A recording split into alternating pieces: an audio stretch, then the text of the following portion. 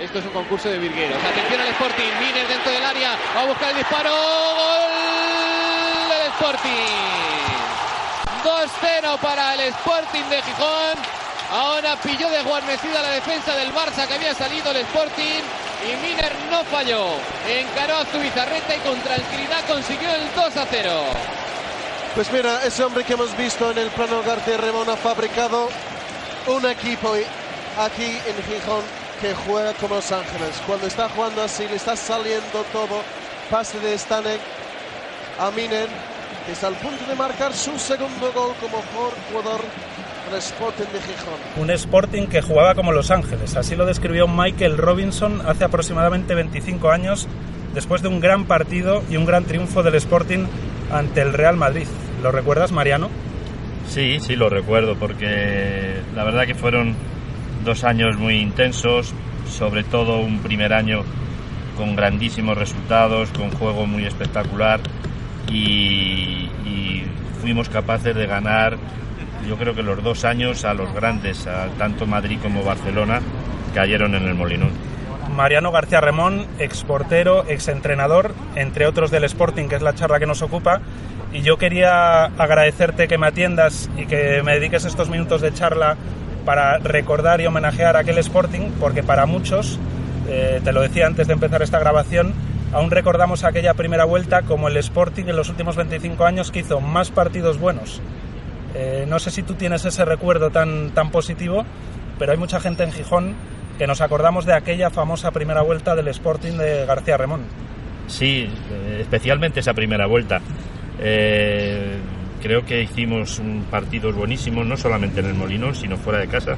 Quizá llegamos a ser el equipo que más partidos había ganado fuera de casa en la primera vuelta. También era previsible que no pudiésemos aguantar ese ritmo, porque esa primera temporada se incorporó mucha gente joven, como Miner, que tú acabas de poner en el audio, y es normal que esta gente joven al principio exploten, den todo lo que llevan de sí, pero también pequen de no saber dosificarse, ¿no? Y ese fue quizá el problema, ¿no? No poder haber ampliado la plantilla en diciembre, porque sabíamos que estos jugadores tenían que bajar su rendimiento. Sorprendieron muchas figuras como esa, pero antes de entrar en más detalles, llegas al Sporting en junio del 93. ¿Recuerdas quién te llama? ¿Qué es lo que te dicen para convencerte? ¿Qué es lo que te piden? Sí, me llama García Cuervo, que era el director deportivo del Sporting de Gijón. Yo estaba en esa época, llevaba 2 años entrenando al Castilla, con muy buenos resultados, y me dice que necesitan un entrenador pues de este tipo, que cuide el filial, que sepa incorporar gente joven, y que ellos ahora mismo piensan y creen que tienen una buena hornada de jugadores y que hay que aprovecharla incorporándolas, y que necesitan un entrenador de este tipo. A mí me encanta la idea, porque es un poco seguir trabajando con la cantera, que es lo que siempre creo que no deben olvidar los clubes, seguir trabajando con la cantera. Y el Sporting, de todos los equipos que he estado, como pueden ser la Unión Deportiva Las Palmas, que también trabaja muy bien, el Real Madrid, etcétera, el Sporting en aquella época, por lo menos en aquella época, era todo producto de cantera. Entonces me agrada la idea, nos reunimos y llegamos a un acuerdo. De aquella, yo tengo la teoría de que al Sporting le ha perjudicado el hecho de poder incorporar más extranjeros, porque de aquella solo se podía 4 y 3 jugando en el 11 titular, y el dinero de las televisiones. Antes de aquello el Sporting se codeaba entre los grandes. Todo el Sporting que llegas tiene muy reciente su última participación en la UEFA, y en cambio el ampliar el cupo de extranjeros y todo el dinero de las televisiones, además de una gestión que en Gijón es muy criticada, pues ha hecho que el Sporting ahora, para la gente joven, pues está más acostumbrada a verlo en segunda, pero el Sporting que tú llegas es un Sporting acostumbrado a estar en la zona alta, y ya no igual al nivel del que te enfrentaste tú como portero del Real Madrid, pero sí un equipo que acaba de estar en competición europea. Sí, bueno, es que el Sporting que yo me enfrento como jugador del Real Madrid, con Churruca, con Kini, bueno, no quiero nombrar más jugadores por no dejarme jugadores tan importantes como Joaquín, Redondo, etcétera. bueno, ese estaba a nivel de luchar por el campeonato de Liga y nosotros peleamos con ellos. Incluso hubo un partido en el Molinón que ganamos 0-1 me parece, en el que prácticamente no jugábamos la Liga contra el Sporting de Gijón. Este era otro Sporting que no podía aspirar a tanto, pero que sí a codearse con los más grandes como hicimos y conseguir unos resultados muy dignos. En cuanto a lo que me dices tú de las televisiones, es que cambia el modelo del fútbol. El modelo del fútbol cambia porque entra mucho dinero y ya todos los equipos tienen que seguirle el ritmo, porque si tu contrincante se puede gastar muchísimo dinero, puede hacer plantillas muy superiores, tú tienes dos tesituras: una, o seguir como antes y ya no alcanzas el nivel, o intentar pelear con ello. No le ha salido muy bien esa segunda opción al Sporting y estamos viendo que ya unos años, ya bastantes, un Sporting que le cuesta mucho trabajo no ya estar en primera, sino incluso pelear por el ascenso en segunda división. Cuando llegas como entrenador al Sporting, aquel verano del 93, lo que te encuentras, mareo, el organigrama del club, el Molinón, tú lo conocías desde fuera, pero cuando ya lo empiezas a conocer desde dentro, ¿qué impresiones tienes? Muy buenas. Creo que de las cosas buenas que hicimos o que yo intenté hacer, no es amoldar al Sporting a mi filosofía de trabajo, sino yo amoldarme a la filosofía de trabajo del Sporting. No quise cambiar prácticamente nada, algunos detalles, porque nada más llegar, empezar a trabajar, yo vi lo bien que se estaba trabajando, como enseguida empecé a ver todas las secciones inferiores del club, empecé a ver los jugadores juveniles, empecé a ver jugadores, estaba en tercera división el filial, y vi que todo funcionaba muy bien, que había una estructura fenomenal y que no había que cambiar nada. Yo lo único que podía aportar, y aporté, fue mucho trabajo y tratar de que esa gente joven, que no ya que estaba en el primer equipo, sino gente que venía detrás, como Urbano, como Sergio, etcétera, más jugadores, pues irlo ya poco a poco incorporándolo al equipo. Entonces prácticamente no cambiamos nada, sino seguir trabajando y dejar que todos esos jugadores poco a poco fluyesen para el primer equipo. Ahora, cuando fichan entrenadores en los clubes, suelen llegar con casi una decena de personas. No sé si tú aquella viniste con algún colaborador o llegaste solo y trabajaste con la gente del club. No, yo trabajé con la gente del club porque, te vuelvo a repetir, ¿no? Yo me di un plazo prudencial para ver cómo estaba funcionando todo, y yo vi que lo que más yo podía aportar y lo que mejor venía al club era seguir sus ritmos de trabajo y sus métodos de trabajo, y a partir de ahí pues incorporar a gente joven, y que fue lo que tratamos de hacer, y fichar, me parece que fichamos 2 o 3 jugadores que en aquel momento fueron muy importantes para apuntalar ese equipo con gente muy joven. ¿En los fichajes influías tú, o cuando llegas ya está, digamos, perfilada esa plantilla, ya te dan el equipo prácticamente hecho?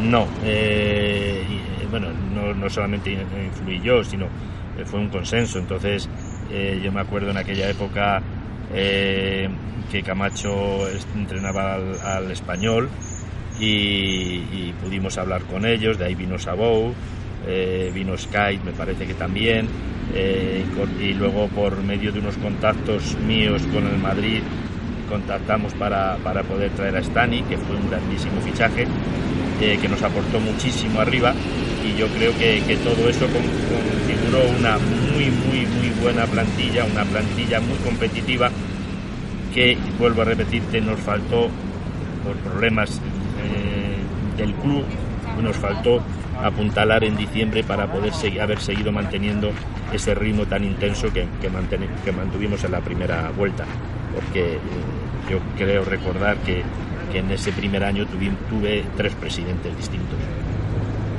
Fueron épocas convulsas, y centrándonos en lo deportivo, tú antes lo mencionabas, que habéis incluso obtenido mejores resultados fuera que en casa. Creo que el inicio fue ganar en Valladolid, se perdió en el Molinón con el Depor, y luego se ganó el derbi al Oviedo en el Tartiere, y hubo muchos triunfos como visitante. ¿El estilo de juego beneficiaba que fuera de casa obtuvierais esos buenos resultados? ¿Cuál era tu filosofía de juego, el esquema y el estilo del equipo? No, yo creo que un poco los esquemas, los estilos de juego también lo marcan un poco los jugadores, ¿no? Nosotros veníamos de hacer una grandísima pretemporada, ganando al Oviedo, me parece que fueron 2 veces en la pretemporada del trofeo, no me acuerdo muy bien, en casa precisamente del Oviedo. veníamos de trabajar muy bien la pretemporada y luego la incorporación de Stani nos propició mucho ese juego que tú comentas.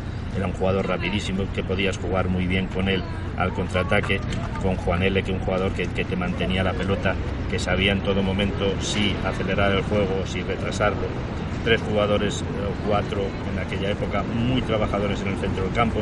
Todo eso propiciaba que trabajásemos bien en defensa y luego tuviésemos jugadores de salida muy rápida. Por eso fuera de casa tuvimos grandísimos resultados. Cuando los puntos, cuando la victoria valía 2 puntos y hubiese sido a 3, todavía hubiésemos conseguido mejor clasificación. Y luego aparte el Molinón de aquella era un campo temido para los grandes. Ahora, por lo que hablábamos antes, pues el Barça y el Real Madrid, pues prácticamente las últimas visitas que han tenido en Gijón pues lo han tenido más fácil, pero de aquella no solo lo pasaban mal, sino que, por ejemplo, en tu época creo que cayeron tanto el Madrid o el Barça en las 2 temporadas. En las 2 temporadas, sí. Y el Depor creo que cayó en una también, cuando era el Super Depor, ¿no? Pero bueno, los equipos eran tan grandes como eran ahora el Real Madrid. Era el Dream Team de Cruyff, con jugadores increíbles. Lo que pasa que nosotros jugábamos muy bien. Y uno de los que más recuerdo de este mago del fútbol que fue Cruyff, que él cuando le ganamos 2-0, cuando en la rueda de prensa dijo que había disfrutado viendo el partido del Sporting, que él disfrutaba mucho cuando veía jugar al Sporting por televisión. Yo creo que eso es un elogio y era una filosofía de la que tratábamos de implantar, no solamente yo, sino el propio club desde abajo, ¿no? Que cuando empezaba todo el mundo, ahora ya es muy consabido que todos los equipos quieren tratar bien la pelota, pero en aquella época no había tantos equipos y uno de los que había era el Sporting con todos los grandes y el Barcelona, que empezaba a marcar ese tipo de juego que luego tanto ha evolucionado y que tanto bien ha hecho al fútbol aquí, sobre todo en España, y que ha sido un espejo para el resto de equipos del mundo. De hecho, luego Cruyff pescó en Gijón, se llevó a Belardo, se llevó a Iván Iglesias, o sea que no solo fueron las palabras, sino que luego con hechos constató que había cosas que le gustaban del Sporting. Sí, claro, él no lo comentó, y bueno, y yo a Juanle, pues por circunstancias, ¿no? Porque si no, por su juego, ya nos dijo tanto Cruyff como Rexach, que en aquella época no se podía hablar nada más que con ellos en el Barcelona, ellos eran los que mandaban. Recuerdo que cuando había esas conversaciones, una de las palabras de Cruyff fue: no compliquéis mucho la vida, si aquí decidimos Rexach y yo.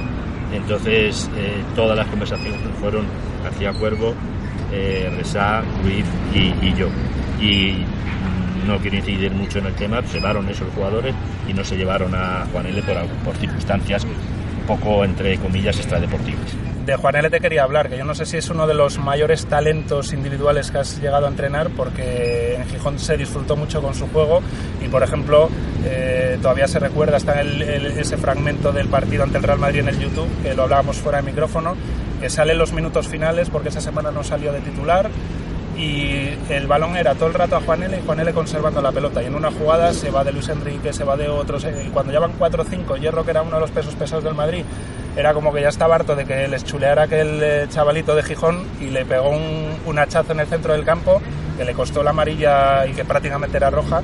Y eso es otro momento que se recuerda de aquella, de cómo Juan L te podía conservar el balón durante un minuto, él regateando y conservándolo y haciendo amagos. Yo no sé si como talento de fútbol individual es de lo mejor que has entrenado. Sí, mira, y te puedo decir que he entrenado a Ronaldo, he entrenado a Figo, he entrenado a Zidane, he entrenado a gente, solamente con decirte los nombres te los imaginas. Y Juan L entra dentro de ese grupo. Y te lo he dicho al principio de la charla, eso nos permitía que Juan L dentro del campo, que normalmente dicen que como juegan los centrocampistas, juega tu equipo. Yo creo que en aquel momento el que marcaba un poco el ritmo era Juan L. Él sabía cuándo tenía que parar la pelota, él sabía cuándo tenía que imprimir velocidad al juego. Era un talento, yo pocas veces he visto en un terreno de juego a un jugador con ese talento. Y luego pues con sus cosas, yo sé que tuvimos un año muy difícil con él, pero recuerdo todavía que después de unos, a lo mejor castigos, o no, yo no llamaría castigos, pero bueno, toques de atención, algunos toques de atención, pues un gol, no me acuerdo cuál fue, un gol importantísimo, pues vino a darme un abrazo, ¿no? Entonces yo creo que el corazón que tenía y sigue teniendo, y al final estoy seguro que si le veo y él conmigo, pues nos daríamos un gran abrazo, porque como persona fue excelente, y como jugador pues no te quiero decir nada. De hecho, esas otras cosas que él tenía le costaron, por ejemplo, que en el Mundial del 94, que estaba llamado a destacar con España, pues Clemente no le diera ni un solo minuto. Se habla de problemas en las concentraciones, y justo en los meses anteriores había hasta portadas de marca de él con España, Aladín Juanele, lo recuerdo perfectamente aquella portada, y luego llegó el Mundial y no tuvo ningún minuto por esas otras cosas. O sea que no solo en el Sporting, sino que en la selección pudo haber sido más. Pues no lo sé, sí, yo recuerdo que hizo una temporada sensacional con nosotros el primer año, luego ya se traspasó, hizo una temporada que marcaba la diferencia en primera división, estamos hablando, y luego le llevan a la selección. Todos pensábamos que iba a marcar y que podía ser un escaparate tremendo para él, para proyectarse todavía más, y resulta que no jugó ni un minuto. Lo que pasó allí pues lo sabrá Clemente, y lo sabe él, no lo sabemos los demás. Y luego la segunda vuelta, lo hablábamos antes, fue desinflando el equipo, se acabó incluso con goleadas en San Mamés, 7-0 en contra, con 3 derrotas seguidas, y a pesar de eso el club te da la confianza y sigues otra temporada más. No sé si porque vieron también que no solo los resultados hay que mirar en el fútbol, sino hay que mirar un trabajo a corto, medio plazo, o sea, a medio largo plazo, perdón, que cada vez menos se ve eso en el fútbol, ¿no? De apostar por proyectos y tener paciencia y ver las cosas positivas, y pensar que aunque igual la segunda vuelta hubo ese bajón, que podía haber un trabajo ahí de fondo para seguir confiando en él. Sí, y además que no fue una sorpresa, te lo comento también al principio. Los jugadores jóvenes, cuando suben al primer equipo, no solamente en el Sporting, sino en los equipos que he estado, que he tenido la suerte de incorporar gente joven, es como una explosión, quieren ir a todos los lados, trabajan, presionan, y todos tienen un bajón físico en la segunda vuelta. Tienen un bajón físico porque es que no saben dosificarse como los jugadores veteranos. Entonces ya las reuniones que teníamos, yo ya lo advertía, cuidado, necesitamos reforzar el equipo, no podemos seguir a este ritmo porque hay algunos jugadores que se nos pueden caer. El club no podía, yo lo entendí perfectamente, porque en ese momento hubo 3 cambios de directiva, 3 cambios. Yo entré con un presidente 2 o 3 meses, luego vino Pepe Fernández, luego vino Calvo, me parece que fue, volvió otra vez Pepe Fernández, y el club en esos momentos no podía meterse en ninguna inversión, había un momento accionarial muy difícil, y yo creo que eso lo entendió el club, confió en mí para la segunda temporada. Ya la segunda temporada no fue tan brillante, pero bueno, estábamos manteniendo una posición bastante buena, estábamos tanto tranquila en segunda división, en la mitad de la tabla, y un mal partido en la Copa del Rey. Recuerdo que perdimos en casa con el Rayo 0-1, que el Rayo creo que en ese momento estaba en segunda división, no lo recuerdo bien, y propició que me cesasen. Pero la situación, ahí yo creo que no hubo ese momento de calma que se debe tener, porque ni había peligro inminente de bajar, y el equipo, lo que pasa que hubo unos fichajes que no respondieron a las expectativas que todo el mundo creamos, o que todo el mundo se creó después de la gran temporada que hicimos el primer año. Uno de esos fichajes que llegó en tu segunda temporada fue Lediakov, que dejó impronta en Gijón y que tenía también esas cosas que podemos un poco asemejar a Juanele, que era tan brillante en el campo como a veces tenía sus cosas, partidos que estaba desaparecido, decían que era muy introvertido fuera del césped. No sé qué recuerdo guardas de Lediakov, porque en Gijón se le tiene, pues eso, hay quienes le aman mucho y quienes veían esa parte indolente, pero para el recuerdo dejó, por ejemplo, aunque ya no fue contigo, aquel partido ante el Lleida de promoción, que prácticamente él solo se echó al equipo a la espalda y tenía un nivel que podía jugar. De hecho, se llegó a rumorear que lo quería el Real Madrid y el Barcelona antes de llegar a Gijón. Sí, nosotros, claro, teníamos que pensar que se nos iba un jugador pues clave para nosotros, el que nos marcó la diferencia, el ritmo. Después de un trabajo de muy buen equipo, pues siempre ese jugador, que fue Juanele, te daba ese saltito que te hacía pasar de estar en una zona media a destacar en la clasificación, o incluso no ya en la clasificación, sino hacer un juego brillante, aunque a veces se pierda, porque ese juego brillante que a veces teníamos nosotros, ese riesgo que a veces corríamos también en nuestro juego, pues lo pagábamos, ¿no? Yo recuerdo incluso de un partido contra el Tenerife, cuando el Tenerife estaba arriba, que empatamos, íbamos ganando, hicimos un juego brillantísimo y empatamos pasando 3 minutos de la hora, 4, ¿no? Pues eso también nos hizo perder punto. Entonces, mirando, estudiando, pensábamos que este jugador, Lediakov, podía ser ese jugador que nos diese ese punto de diferencia con otros equipos. Viajamos a Rusia, yo viajé para verle jugar en la final de la Copa en Rusia, y bueno, también queríamos, por qué no decirlo, queríamos haber traído a Onopko. No pudo ser porque el Oviedo en ese momento se nos adelantó, no sé qué pasó ahí, y nos decidimos por él. Nos brindó partidos buenísimos, pero como tú dices, no fue el jugador tan regular como pensábamos que necesitábamos. Y aún así todo, te puedo asegurar que aún estando en el Sporting, hubo partidos que le siguieron grandes equipos, por si acaso podían incorporarle. Pero muchas veces para un equipo más pequeño lo que necesitábamos es más regularidad. De hecho, empezó todo muy bien porque se empezó ganando al Barcelona, creo, en la primera jornada, precisamente con un gol de Lediakov, un disparo lejano. O sea que esa temporada volvía a darse lo de que mencionábamos antes, de ganar a los grandes, de que el Molinón no fuese un campo fácil para ellos y de un inicio en teoría positivo. Sí, nosotros seguimos manteniendo, por eso fue el fichaje de Lediakov y algún fichaje más que ahora mismo no recuerdo. Queríamos mantener esa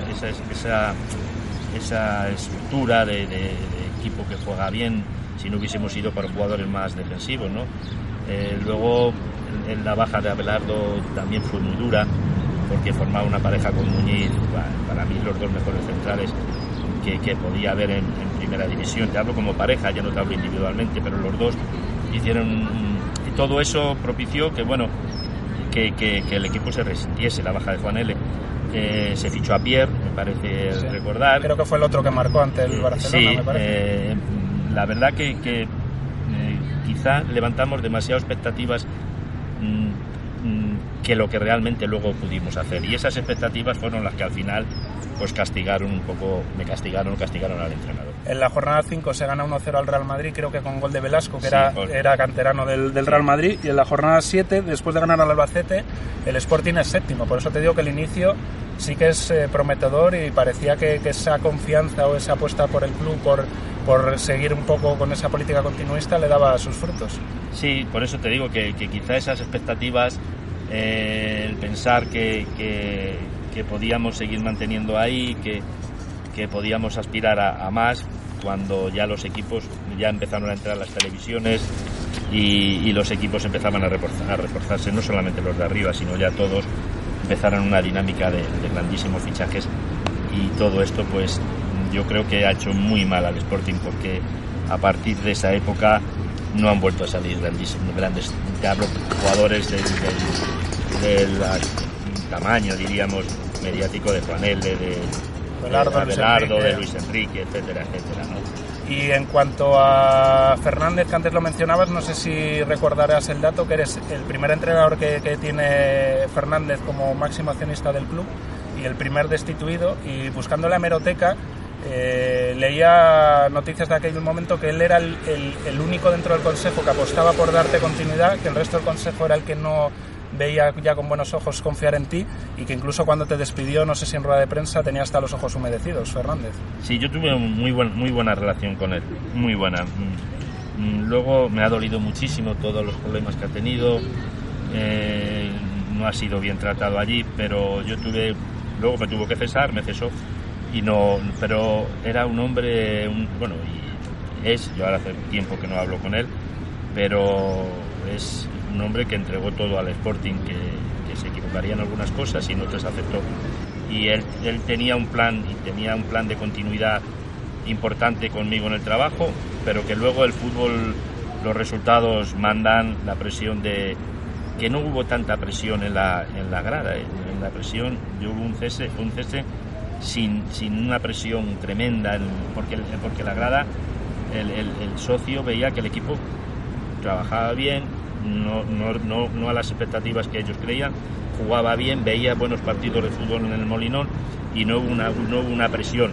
Y quizá, como tú dices, quizá hubo más presión dentro de la directiva. Ya son directivos que ponen su dinero, porque cada uno tenía que comprar sus acciones, porque en aquel momento las acciones las tenía el ayuntamiento, bueno, un problema que todo eso trasladó que a lo mejor, como tú bien dices, esa presión directiva fuese más grande que la del propio Pepe Fernández, que apostaba por mi continuidad. La familia Fernández lleva 25 años, está siendo muy criticada desde hace tiempo su gestión y de hecho llevan, creo, 32 entrenadores en 25 años y curiosamente tú tienes, entre comillas, el honor de ser el primer entrenador de la era Fernández.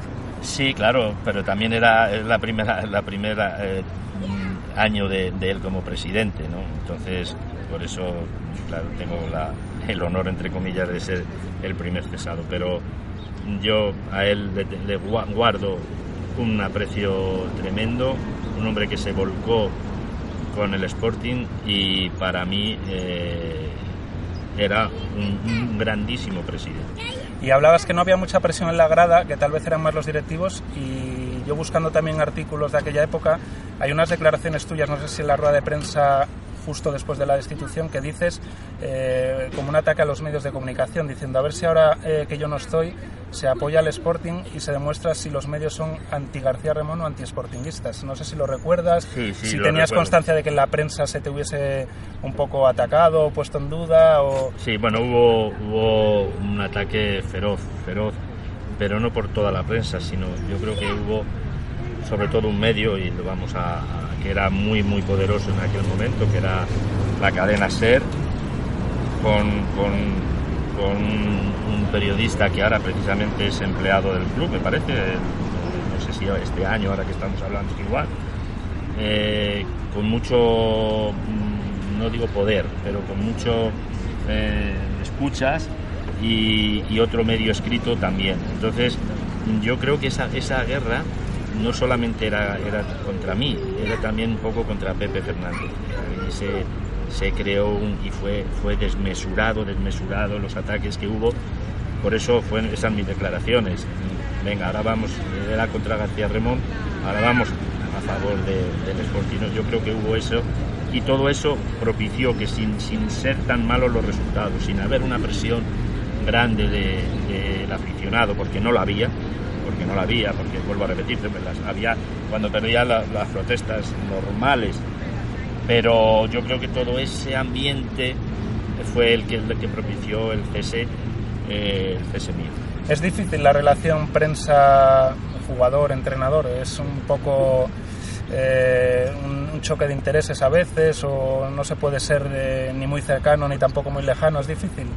Sí, muy difícil, pero bueno, la prensa yo creo que cumple su labor, pero cuando desde dentro tú ves que esa prensa no está cumpliendo su labor en lo que yo te he comentado antes, que quizá el ataque, y lo estás viendo, y que el ataque es más personal que no sé por qué, pero más personal que deportivo, bueno, pues ya a veces pues tienes que estallar y saltar. Yo no he tenido nunca problemas con la prensa, y mira que he estado en muchísimos equipos, nunca he tenido problemas con la prensa en ningún sitio.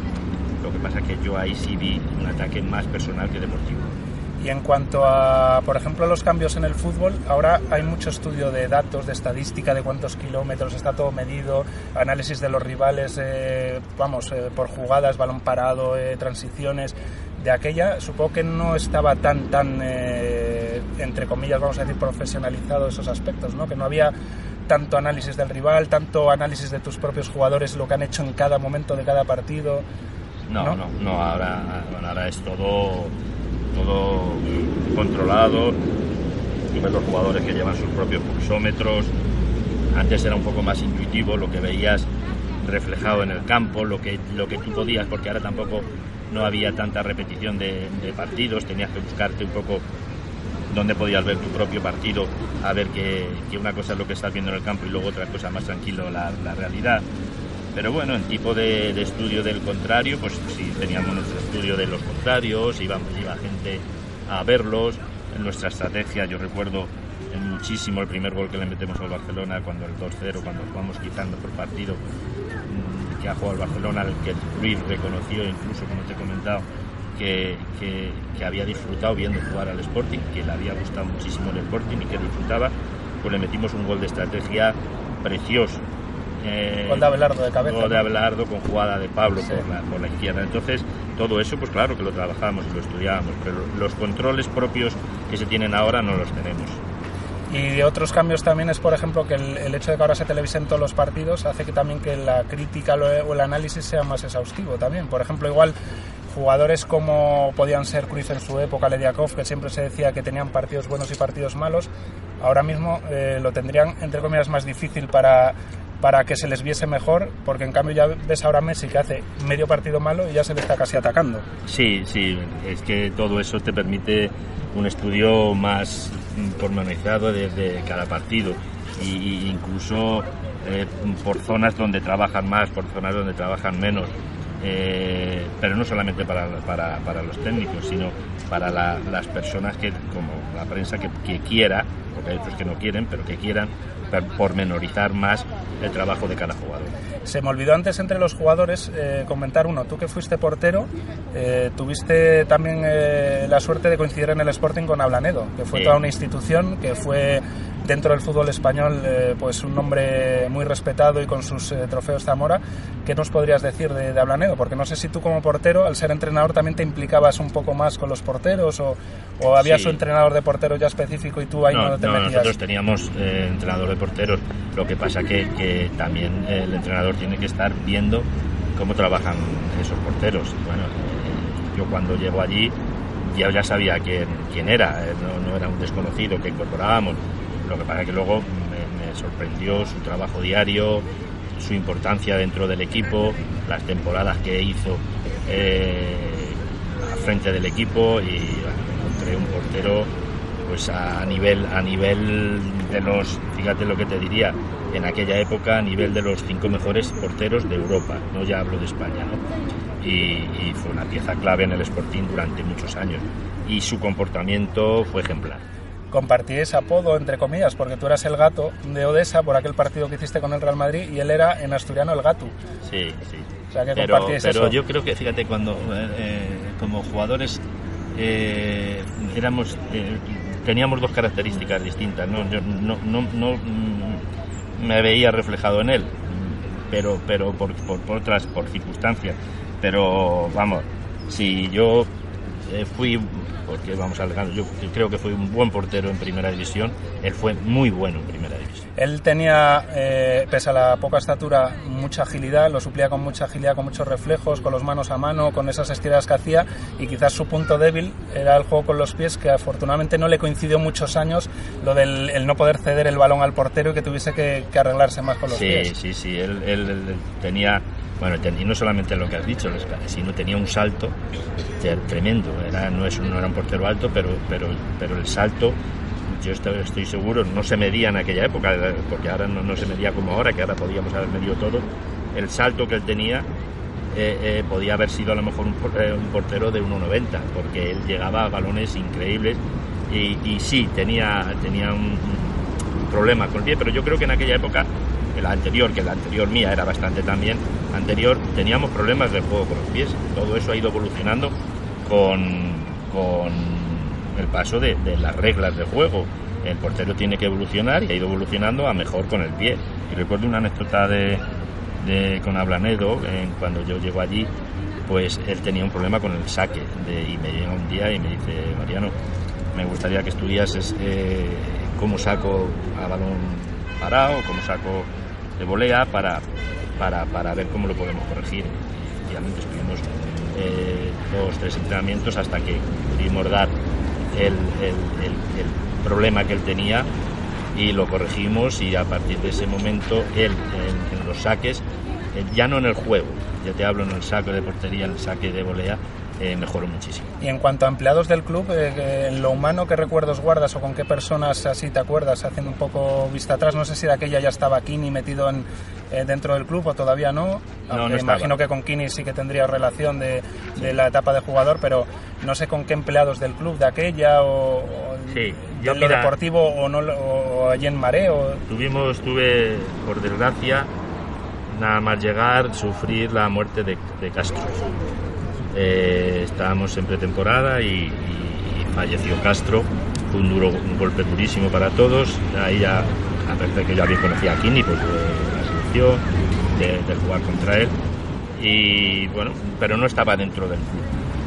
Yo recuerdo con muchísimo cariño, no solamente ya a mis ayudantes como Redondo, pero a Tati Valdés y a García Cuervo, personas que me ayudaron muchísimo y con los que sus consejos para llegar a esa filosofía que tenía el Sporting me valieron muchísimo. Entonces son de las tres personas que más recuerdo: Redondo, Tati Valdés y García Cuervo. ¿Y de la ciudad? ¿Dónde vivías? ¿Qué zonas te gustaba visitar? ¿Qué recuerdos guardas de Gijón? Pues recuerdos como de Gijón, pues buenísimos, pues, pero yo pasaba mucho tiempo en mareo, muchísimo, porque no solamente trabajaba por la mañana, sino que yo por las tardes, todas las tardes, no todas, pero casi todas las tardes, yo subía a ver todos los entrenamientos de los juveniles.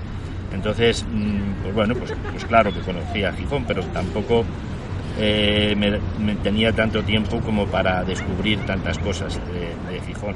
Más las descubrí luego 3 o 4 años o 5 años que estuve acudiendo, porque me compré un piso, estuve acudiendo, luego ya lo vendí.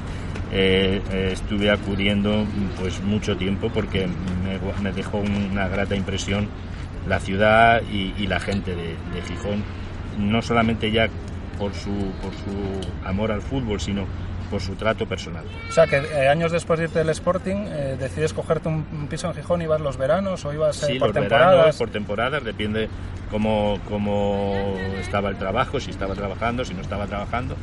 Pero cuando podía, nada más poderme, yo me escapaba a Gijón a pasar temporadas, semanas, depende un poco lo que yo pudiese en aquella época, con mi mujer, con mis hijos, porque guardamos en aquel momento, luego ya los hijos se hacen mayores, otras circunstancias, pero guardábamos un grato recuerdo del trato que me dispensaron en Gijón.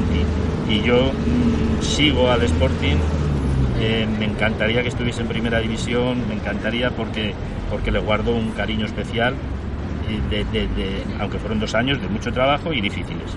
Y ya para rematar la charla, para quien igual no te haya conocido o quien sí te conozca pero te haya perdido la pista, ¿qué es de Mariano García Remón en la actualidad? ¿Estás alejado del fútbol? ¿A qué te dedicas? Bueno, del fútbol no te puedes alejar, ¿no? Porque te gusta tanto que estás todo el día. Lo que pasa es que yo ya no me he retirado, digo, no tengo una especial ganas de entrenar. Me explico, yo no estoy ni en mano ni ningún representante, yo ya me he retirado, pero lo que sí he notado que ahora, con el tiempo, lo que antes estabas metido dentro de la vorágine de partidos, entrenamientos, ahora que te da tiempo a ver el fútbol más reflexivamente, ahora que te da a analizarlo mucho más tranquilo, yo creo que entiendo ahora más de fútbol que antes. Ahora entiendo muy bien ese refrán que dice que muchas veces los árboles no te dejan ver el bosque, ¿no? Ahora, cuando te has salido del bosque, cuando ya te has separado, cuando te has puesto un poco por encima de ese bosque, pues ves y entiendes el fútbol mucho más que lo que entendía antes. Y estoy seguro que le pasará a todos los entrenadores que hay en la actualidad. O sea, que lo ideal sería tener estos conocimientos con 40 años para poder por entrenar lo menos con ellos, esta ¿no? tranquilidad poderlos aplicar, ¿no? Sí. Por eso te digo que el fútbol no lo puedes dejar y ves partidos todos los días y eso. Pero lo que pasa que ese mono de banquillo que de vez en cuando me viene, pues sabes lo que pasa, que enseguida se me pasa viendo los sufrimientos que hay en el fútbol y la presión que sigue habiendo, porque ahora es tremendo, antes también, pero yo creo que ahora la presión es muy grande. Sí, porque fíjate que como jugador tú un poco vas a casa y desconectas, pero el entrenador es como que tiene que estar las 24 horas. Las 24 horas del día, el entrenador no desconecta. no desconecta. Y eso yo te puedo decir que luego he tenido banquillos de una presión terrible y Real Madrid, que fueron meses dificilísimos, pero luego es tu vida y es lo que te ha gustado hacer.